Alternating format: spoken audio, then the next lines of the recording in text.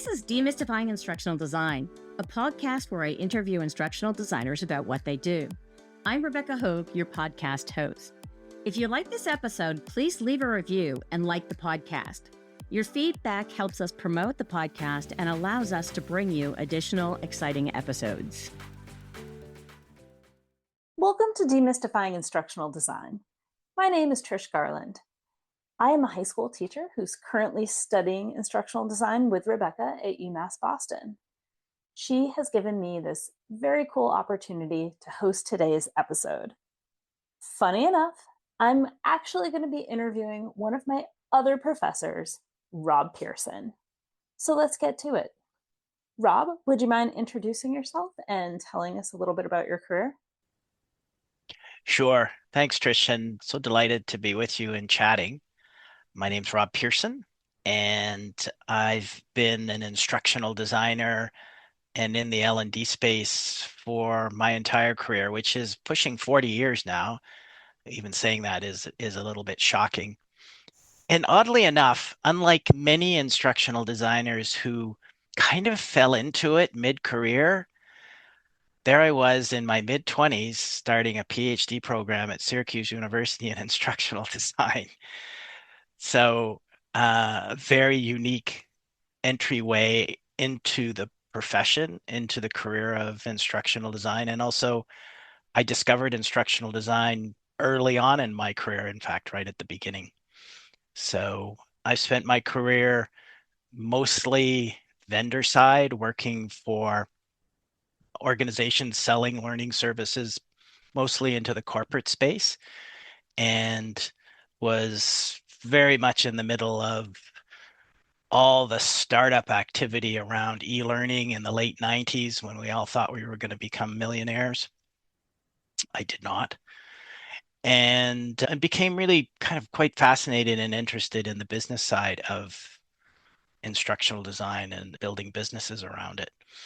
Recently, I've been a consultant and freelancing and working on some pretty fascinating projects.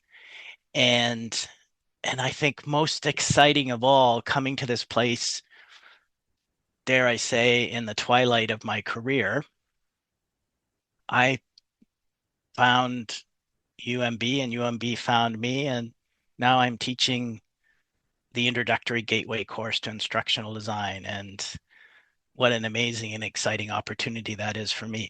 Someone who wanted to be a professor way back, and that door never opened for me, or maybe better put, other doors open for me. So here I am. Could you tell us about some of the new insights you've gained since joining the UMB faculty? One of the things I think you learn most when you start to teach is how little you know. And that's certainly been the case during my time at UMB. I think, and maybe these aren't striking learnings, or maybe just more things that have come more into focus for me during my teaching experience. I think, first of all, just the amazing and interesting breadth of folks that are drawn to instructional design. I mean, we come from everywhere. And I think that's a real strength for the field, a real strength for the profession. And I've been really struck by that. And I also think, in particular with the 601 course, the opportunity to really think through how to talk about not just ADDIE, but weaving together the story around learning theories and instructional design theories and models, and how instructional designers can really leverage the science behind instructional design, which is enormously powerful and enormously validated, I think has probably been one of the most important parts of what I've gotten out of my time teaching so far. Is there anything you would love to see added to the UMass program or to other instructional design programs? Yeah, what a great question, and something I think all of us who are privileged to be teaching in instructional design programs, we think about. I mean, we are in a field that is evolving rapidly and in a world that's evolving rapidly. and not just fueled by technology, but also by the latest science around how we learn. So we're hardly a static profession. So your question about, how do we keep up to date with that, I think is a really important one.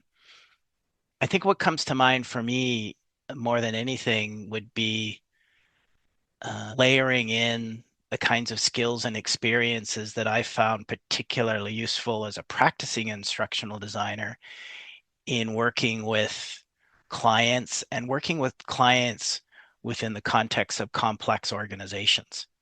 So, to boil that down to perhaps, let's call that consulting skills.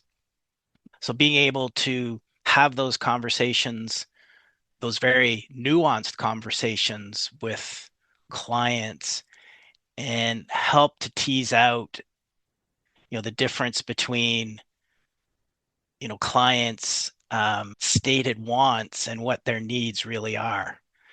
That's really the magic, I think, of the analysis phase of instructional design, and indeed of any design science, design practice. To follow up on that, do you have any advice for new or aspiring instructional designers like myself on how to build relationships with clients?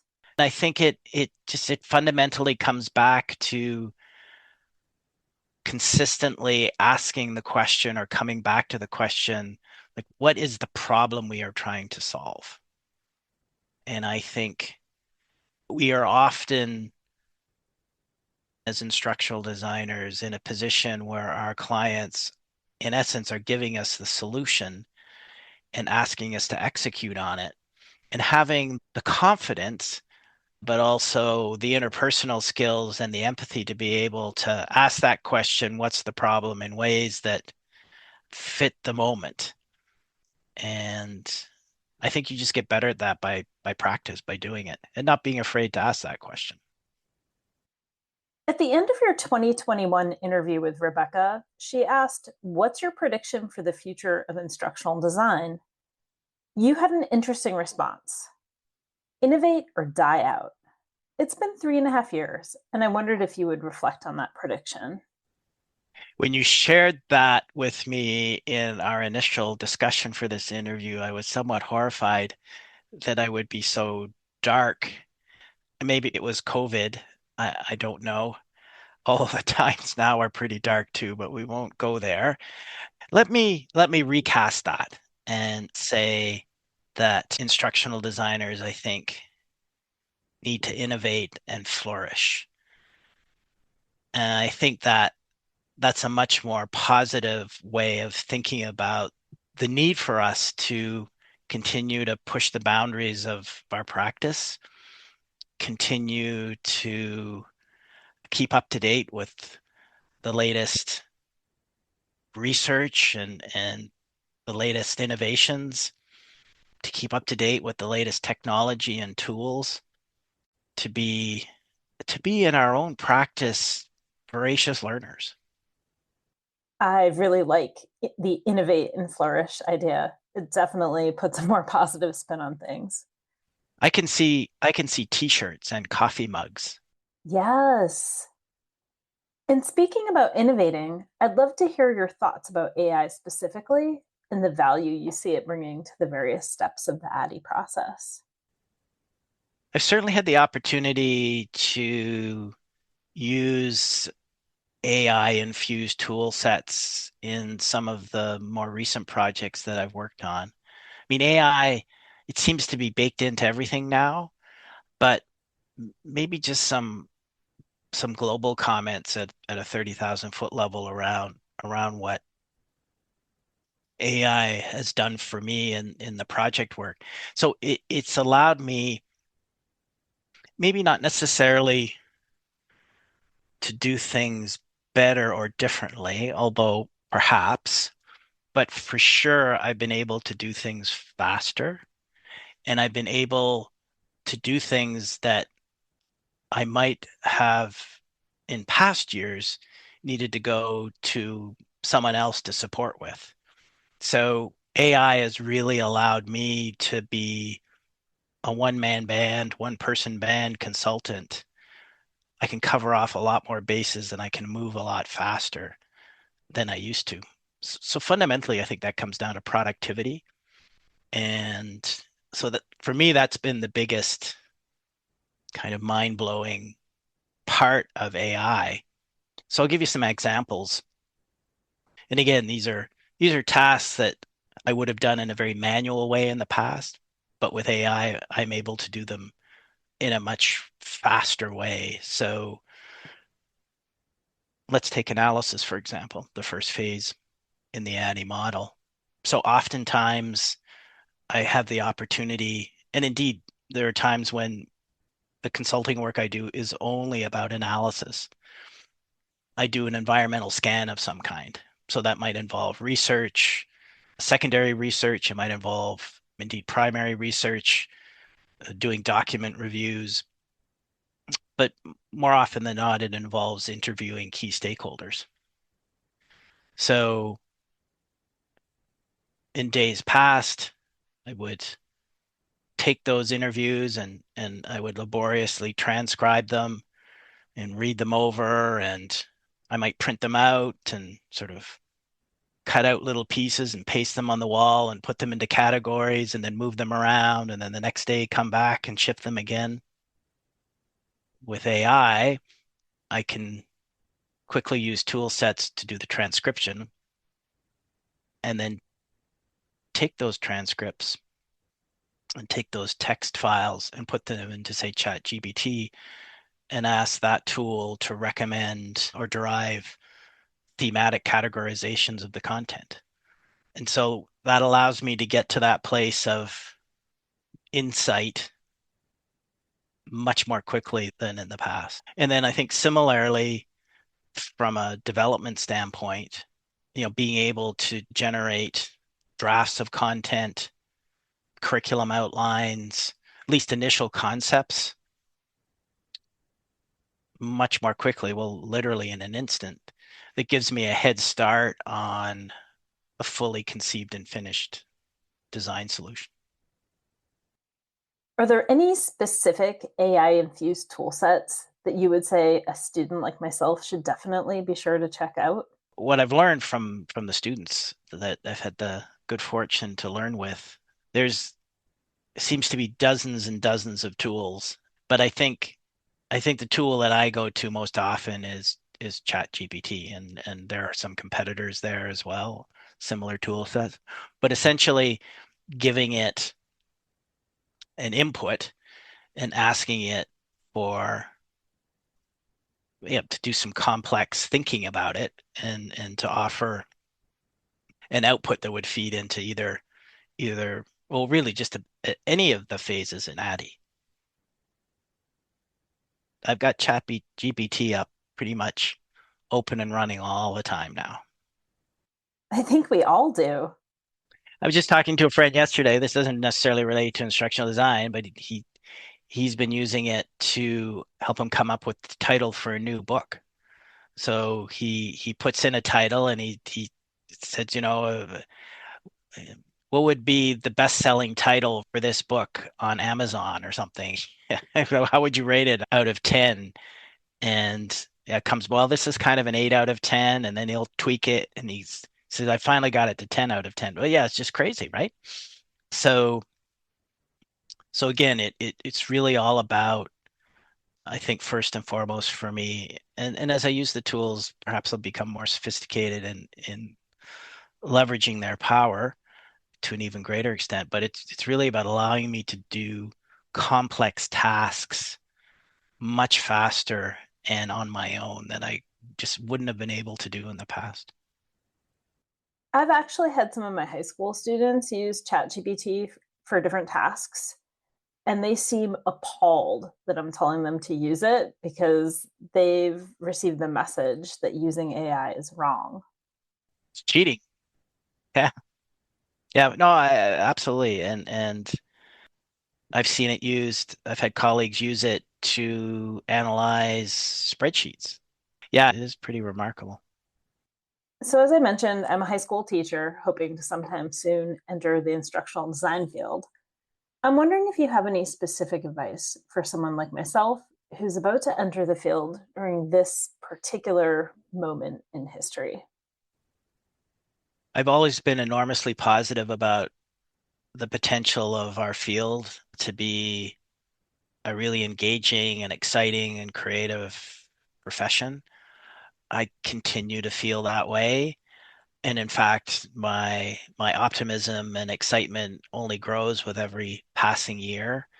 I think what we do as instructional designers, going back to some of our earlier conversation, as fundamentally being problem solvers, particularly as it relates to performance challenges within organizations, is it's a skill is only going to increase in demand and importance within organizations. So I think as individuals like yourself think about perhaps moving into a role as a full-time instructional designer, kind of with that label on it, I think the future is really around for our profession, I believe, is really around the front end of ADDIE. It's around the analysis piece. It's around the design piece. The tools are going to spit out the product. And the value in what we do is at the front end. It's at the front end and it's at the back end. So it's figuring out what the problem is. It's imagining and conveying a compelling learning solution that meets that need. And at the back end, it's evaluating and assessing the value that solution ultimately delivers. It sounds like you're saying that the most important thing for folks entering the field is how they see themselves in it, how they see their role. Their role and to very much see that role as a problem-solving, analytical, value-add role within an organization, not as a order taker to build out courses. Because ultimately, and we're even at that place now, take any of the instructional or the e-learning tools, authoring tools. I mean, you just say, I want a course on this, and out it comes. The hard part is knowing what course to design. Or the important part is knowing what course to design. I think I learned that from you when I took your foundations course last semester. Yeah, funny how that sneaks in there. Do you see an exciting future for instructional design as an academic discipline? When I think about the first session in 601, when we talk about, we go around the table, the virtual table on our Zoom call, and we talk about why we're all here. And I would say, be interested in your thoughts on this too, Tricia. I think the response I hear most often is, well, I've sort of been doing instructional design for a while, but I want to know that if I'm actually doing it right. And so I think an academic preparation or a formal, let's not call it an academic preparation, but a formal preparation for instructional designers, I think is really important.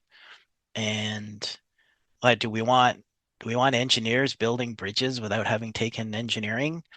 Do we want architects building buildings without having taken architecture classes? This confluence that we talk about in 601 between art, craft, and science, I think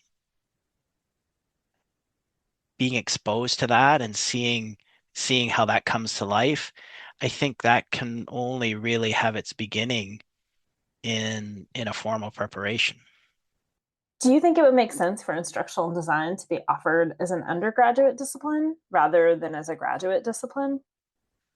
Well, it is fascinating that instructional design programs in North America, in the US and in Canada and in Europe as well, they do all tend to be graduate programs, Masters of Ed or Masters of Design programs. And I've always been fascinated by that. I'm not sure why that is the case. And I don't think it needs to be. One of the things that's always bothered me about our profession is that people only learn about it when they're mid-career. Like, why is that? That's probably a failing of the professional associations a lot of us belong to. Why can't high school students think I want to be an instructional designer? Like that, it seems like a silly thing, right? But why not? It's this amazing, creative, highly value adding profession that nobody's heard of. And gosh, if there was one thing that would be great for us to change, it would be that. Rob, this conversation has been really interesting. You have so much insight to share with new and aspiring instructional designers like myself. Thank you so much for taking the time to talk with me today. Thanks, Trish. It was a real privilege to meet with you. Thank you. Thank you for listening to Demystifying Instructional Design. I'm Rebecca Hogue, your host. If you like this episode, please leave a review and like the podcast. Your feedback helps us promote the podcast and allows us to bring you additional exciting episodes.